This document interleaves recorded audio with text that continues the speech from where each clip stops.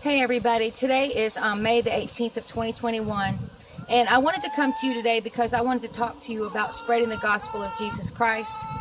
That, you know, whoever you see, whoever you're able to share, just share, be bold, be courageous like a lion or a lioness, and just get the gospel of Jesus Christ out as quickly as we can. I'm going to give you an example of what happened to me the other 2 nights ago. I never have a hard time talking to anybody. I can talk to anyone about anything at any time, and I have no difficulty doing it. But hi Henry. It's a new cat that just came to my house the other day that Lord brought him to me, and he's such a sweet boy. All right, let me focus. Sorry about that. Okay, so I don't have a problem talking to anybody. I can just talk. I'm bold, and I never am swayed one way, to stop talking to somebody. I can always talk. So I'm saying that to say this. This was one of it was the hardest talk that I've ever encountered in my life. Spreading the gospel of Jesus Christ was to 2 kids.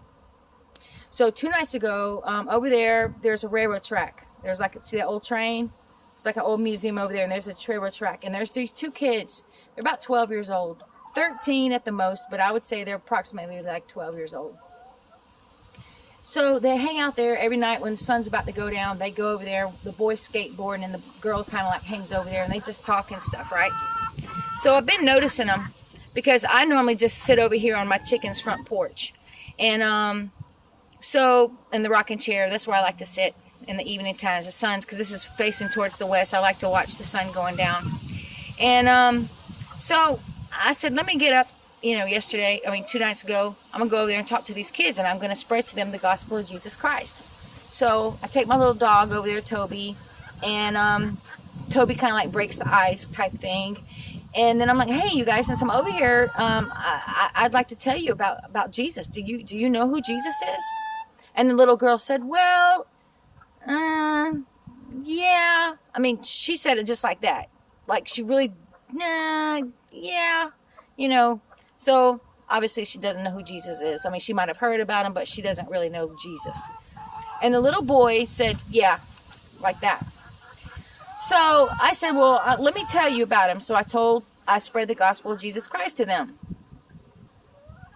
As I'm telling them, the little boy literally tries to cut me off completely. He says, okay, have a good day. He literally tried to send me on my way and say, all right, you have a good day. Just like that. A little 12-year-old boy going to tell me that. I stayed, of course. I kept talking to him.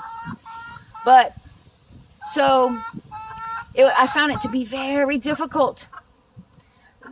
They are so, the little boy started going straight into his cell phone after he tried to dismiss me. He opened up his cell phone, put his face down in the cell phone, and he started messing in his cell phone. The little girl was she wasn't really like looking at me, but I could see that she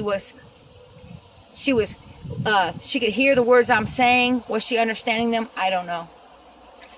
That was the most frustrating experience of spreading the gospel of Jesus Christ I have ever encountered in my life. And so, were there any seeds planted? I don't know. I'm hoping so. I'm hoping that some seeds were planted.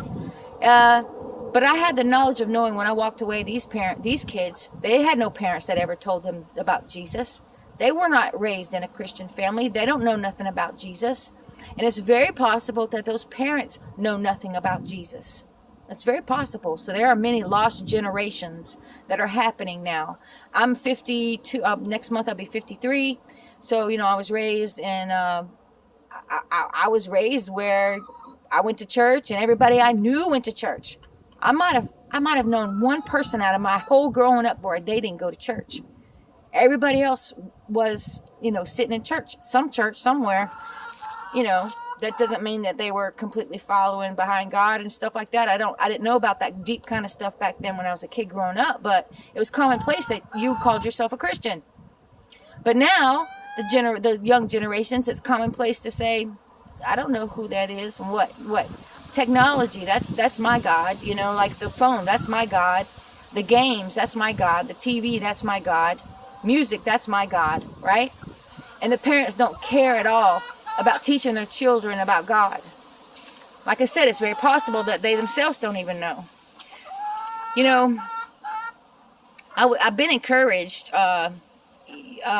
You know, who really encourages me is I like to watch Ray Comfort at Living Waters on the YouTube channel, and also Genevieve Brazel. I mean, she's very bold, and I'm bold too. You know what I'm saying? But I just really love her. I find her to be encouraging to me. The way she is, the way she handles herself, and she's not easily pushed aside, you know, and I'm not that kind of a person either. I don't let people push me aside, you know. I'm bold. She's bold. Rick Comfort's bold. And so we have to be bold at this end time. Don't just assume, like if you see people out there, don't just assume that they know about Jesus. Because I'm going to tell you this. When I walked over there to talk to them kids, I thought when I asked them that question, do you know who Jesus is? I fully expected them to say, yeah, I do. And then my next thing would have been, well, do you have a relationship with him? That's what the next thing I was going to say. But these kids don't even know about Jesus. I presume that they did. And it's sad. But anyway, so I'm just saying this to encourage you all to please, anybody that you're seeing, even if they're kids, talk to them. Talk to them, because if the Holy Spirit is the one who told me to get over there and talk to them. Now, if I had ignored that pushing in my spirit to go talk to them kids, and I kept sitting down in my rocking chair and didn't go talk to them, I would have been held accountable for that. I would have been in trouble. So I'm telling you now, when you feel this urge or this inkling inside of you to, you know, maybe I should go talk to this person, just understand that's the Holy Spirit pushing you, and you need to walk in obedience. And it's a still small voice that you hear inside. The Holy Spirit's a still small voice. Okay? So make sure you follow through. Make sure you walk in obedience, because the last thing you want is somebody's blood on your hands. You know, let's just say something could have happened to one of them kids, right? And I was told by the Holy Spirit to go talk to them, and I did not do that. Okay? So maybe that was their chance to have a seed planted, but I didn't plant that seed, right? And something happened to them without the seed being planted, and I would have been in trouble. I have a healthy fear of the Lord, a very healthy fear of the Lord, okay? So I know He loves me, but I love Him. I love Him. He put that love of me, He put that love in me for Him. Okay? Because any love that I have is not of myself. It's of God. God gave me that love to have for Him, for His Son, and for others. All right? So, I'm going to encourage you. Let's get this word out there. Let's plant seeds. The harvest has not come yet, so let's plant seeds while we can still plant seeds. Now, it's not up to me to make any seed grow. That's up to God to make it grow. He's the waterer. I just went and planted it, and God will make it water. He will water but of course it depends on what kind of ground that the seed falls on. There's the parable of the sower in the Bible that you could go read.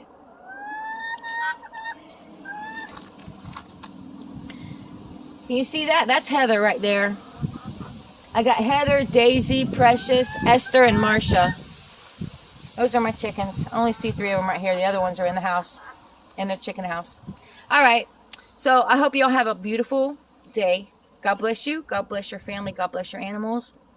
And may you be bold as a lion and as a lioness that God called you to be. Goodbye.